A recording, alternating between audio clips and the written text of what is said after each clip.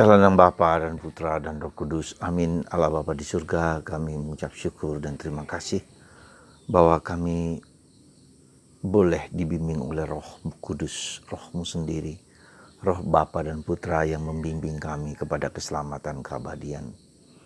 Bantu kami ya Bapa, Roh itu untuk menerangi hati kami yang gelap, hidup kami yang gelap, pikiran kami yang seringkali buntu.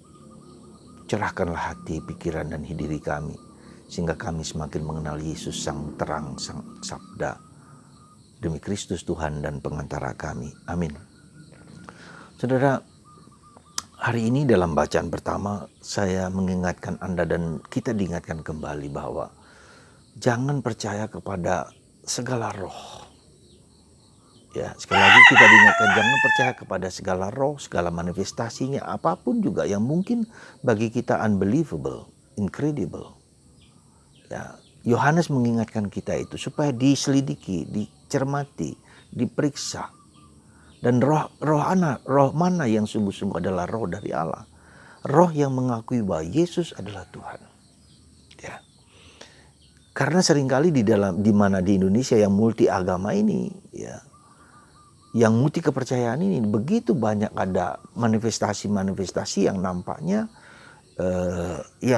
sesuai dengan kehendak Allah, tapi mereka belum tentu mengimani Yesus, percaya roh itu kepada Yesus sebagai Sang Putra, Sang Allah sendiri. Ya, saya bacakan sedikit sebentar. Saudara-saudaraku terkasih, janganlah setiap roh kamu percayai. Janganlah setiap roh kamu percayai. Tetapi ujilah roh-roh itu, apakah mereka berasal dari Allah. Sebab banyak nabi palsu telah muncul dan pergi ke seluruh dunia.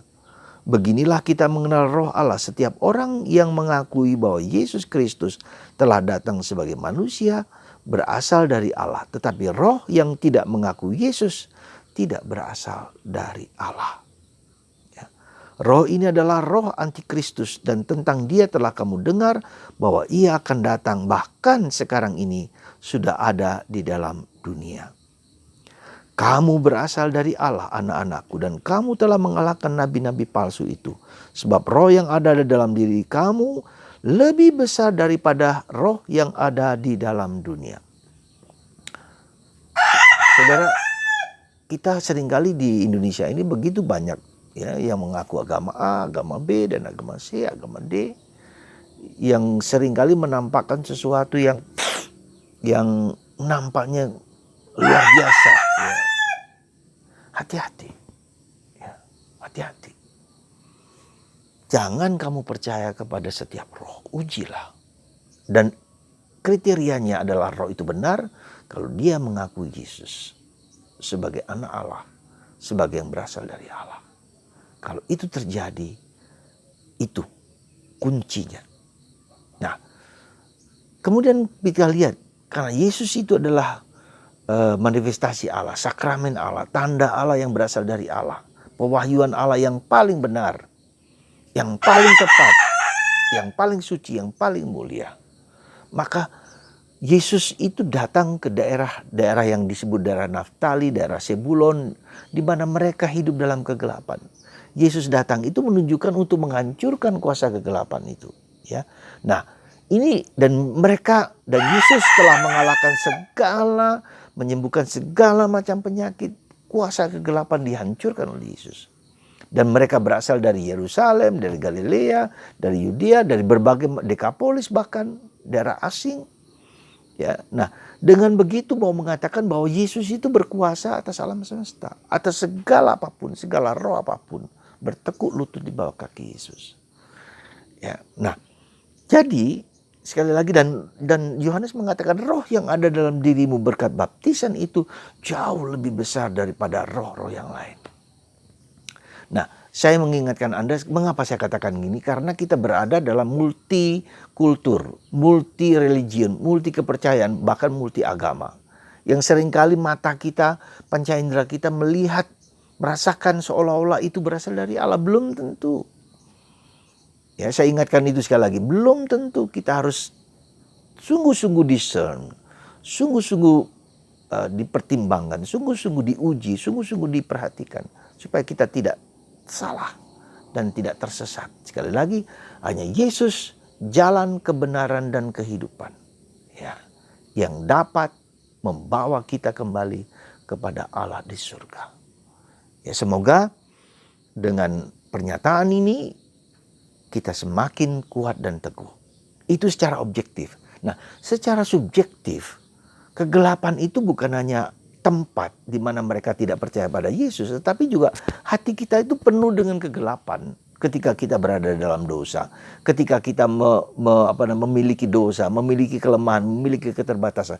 Karena kita diciptakan tidak dengan sempurna. Jadi ada banyak kegelapan ya dalam diri kita ini. Ketika kita egoisme, ketika ego kita menjadi menang, ketika kita mau menang sendiri, ya. Kalau kita mau menghancurkan orang lain, berpikiran negatif pada orang lain, tidak sempurna, atau dalam bahasa Bunda Mari adalah orang yang tidak murni hatinya. Hanya Bunda Mari yang murni hatinya, yang taat kepada kehendak Tuhan. Dan hidup kita terus berjuang untuk menjalankan kehendak Allah.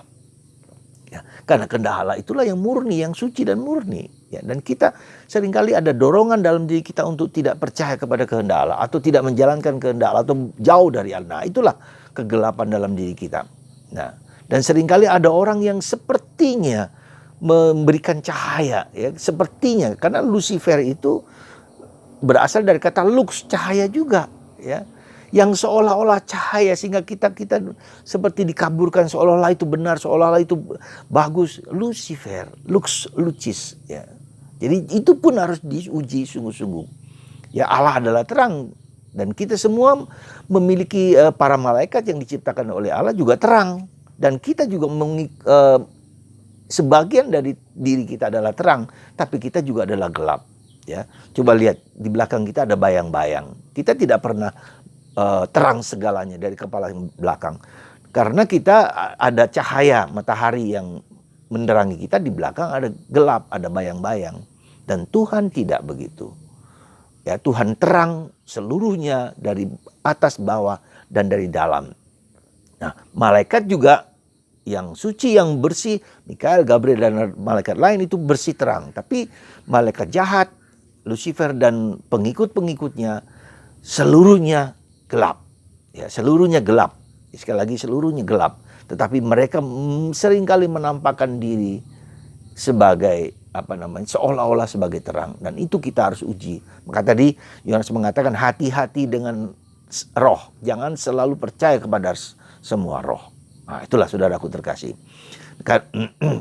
Nah, maka dalam masa penampakan ini, sekali lagi kita hanya percaya kepada Yesus Kristus dan Yesus Kristus yang disalibkan. Ya, sekali lagi, hanya karena iblis tidak bisa meniru Yesus yang disalibkan. Ya. Iblis bisa meniru pencerahan dalam diri Yesus, seolah-olah Kristus, tetapi itu bukan Kristus. Tetapi disalib, dia tidak pernah bisa.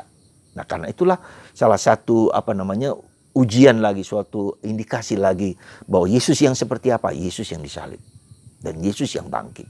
Itu pegangan kita. Jadi ketika kita diajak untuk mengikuti salib, mengikuti Yesus, karena tujuan kita sebagai orang Kristen bukanlah untuk gratifikasi kita sendiri, self gratification kita yang diperjuangkan, kita yang memberi kekuatan, kita memberi kuasa, kita memberi kehebatan, bukan.